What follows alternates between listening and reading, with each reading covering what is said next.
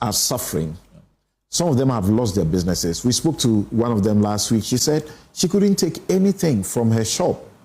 And so even though she's come, she's been giving money. Her son was also giving equal amount. We didn't know that was what was actually going on, that if you have dependents, you get almost the same amount. The same. Right. What's going to happen?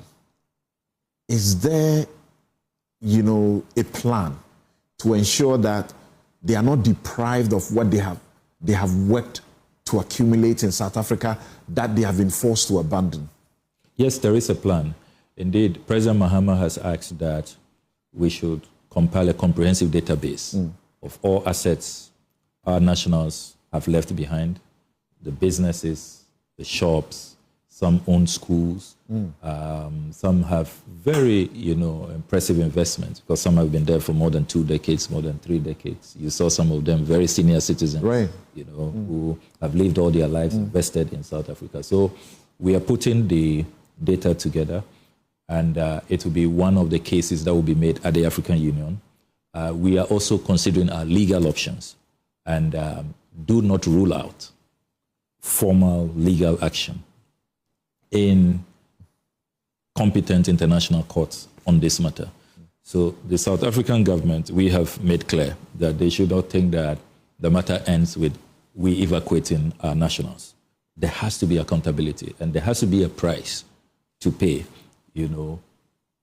But a legal action will be after they have declined to want to take responsibility and to make the necessary compensations. Have they already been told that this is at stake? They have to make payments. Yes, we have told them, and we have said that we expect that they will take responsibility and compensate our nationals. So far, the only movement we have seen on their part is with the Ghanaians who were hospitalized.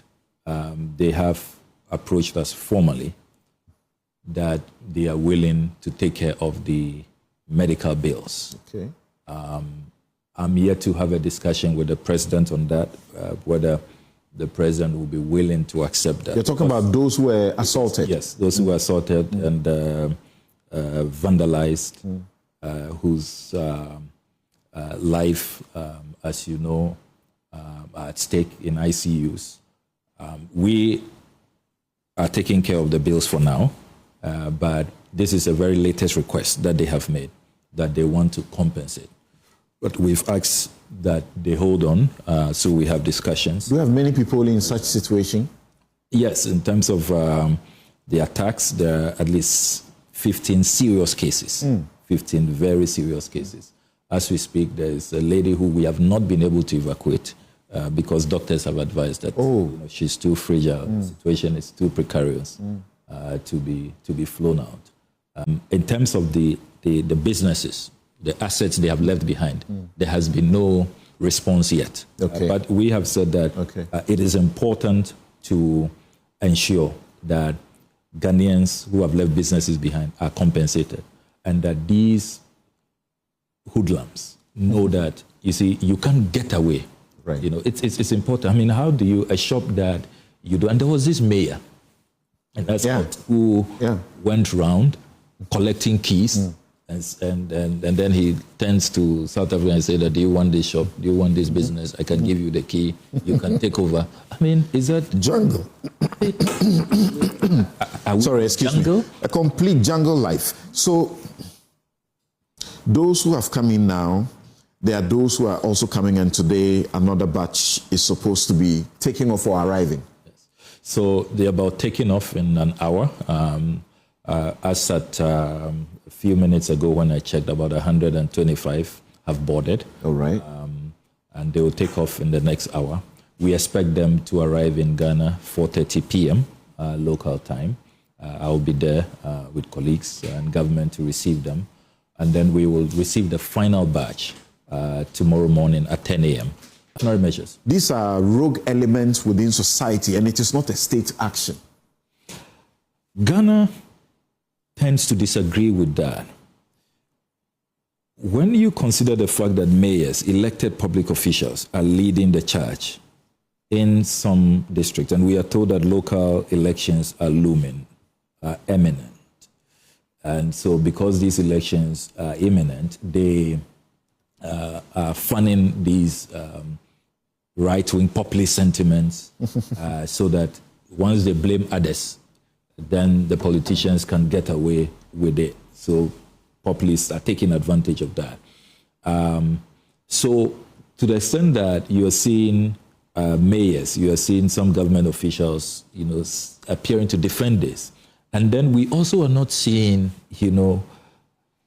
a committed effort to clamp down. I mean, look, if this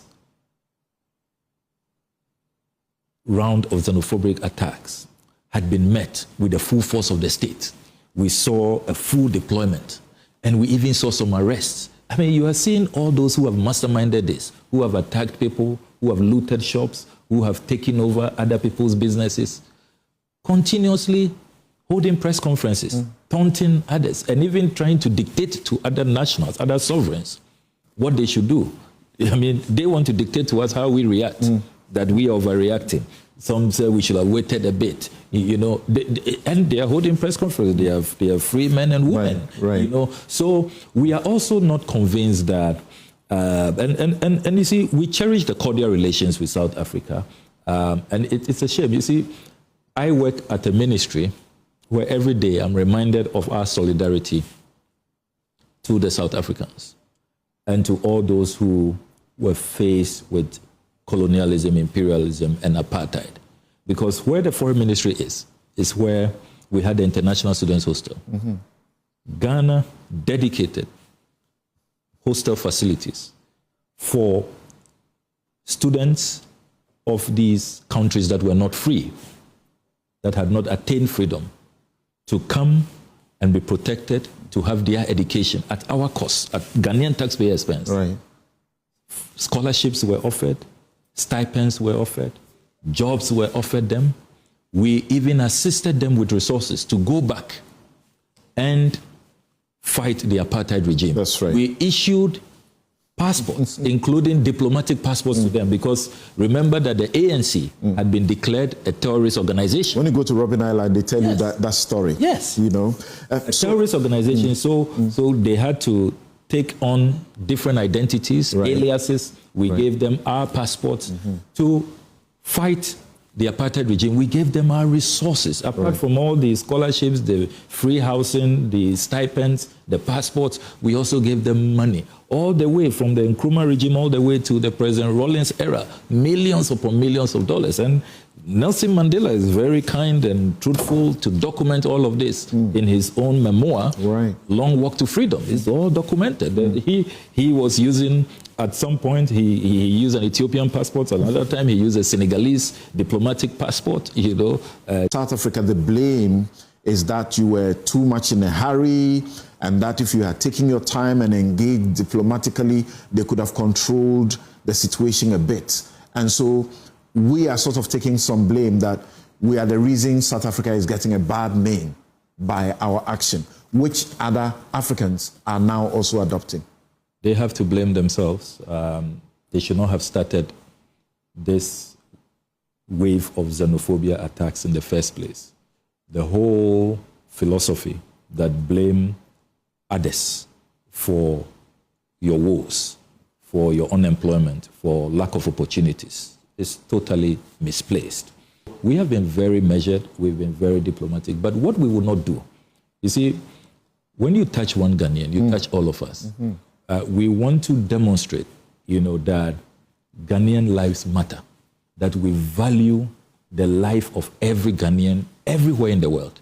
That's our new foreign policy approach. That's that a lot of those criticisms came from people who were embarrassed, so you want us to wait so that our nationals are killed. Because when we started acting and evacuating our people, we hadn't seen deaths. All the deaths we have seen now occurred after our first evacuation. The Mozambicans who have been killed, the Nigerians who have been killed, the Malawians. So are they saying they wanted us to wait for our nationals to be killed before we take action? That's not Ghana.